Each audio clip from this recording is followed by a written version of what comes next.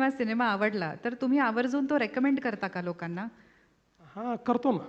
मला असं कळलंय तुमच्या काही खास नागपूरच्या मित्रांकडनं, की तुम्ही एक चित्रपट पाहिला, तो तुम्हाला इतका आवडला, की तो तुम्ही सगळ्यांना रेकमेंड केला आणि इतका रेकमेंड केला, की तुम्हाला जर तिकीट काढायचं नसेल, तर मी तिकीट काढून देतो.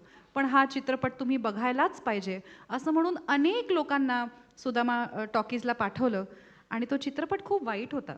नागपुरी भाषेत म्हणायचं तर टुकार होता. आणि त्यानंतर हे सगळे मित्र आले परत देवेंद्रजींकडे. बरं गेलेही यासाठी होते की देवेंद्रजींनी रेकमेंड केले तर चांगला असेल बाबा सिनेमा. परत आले आणि त्यांच्याशी भांडू लागले की का तू असा वागलास? तर ते काय म्हणाले हे तेच सांगतील. हे असं मी 3-4 वेळा केलं. एखादा चित्रपट आवडला नाही आणि अगदी फ्लॉप चित्रपट असला, की मैं अकेला क्यों सहूं ही आपली भूमिका होती.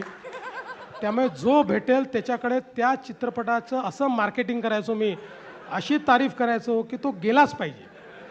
आणि जाऊन आल्यानंतर तो परत विक्टिम व्हायचा. त्यामुळे तो मग माझा त्या क्राईममधला साथीदार व्हायचा. मग आम्ही दोघं मिळून अजून 3-4 लोकांना पाठवायचो.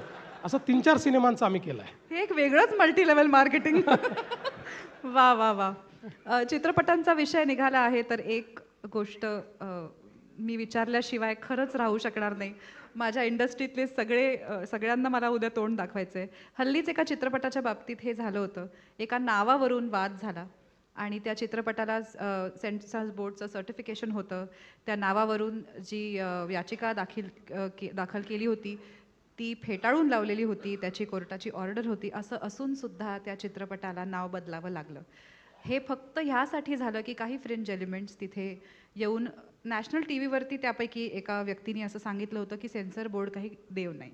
तर जर शासनाच्या परव्ह्यू खाली येणाऱ्या एका संस्थेनी आम्हाला सर्टिफाय केलं असेल, कोर्टाची ऑर्डर असेल, तर मग आम्ही कोणाकडे जायचं अशा वेळेला? नाही, तुम्ही आमच्याकडेच या, कोणा दुसऱ्याकडे जाऊच नका.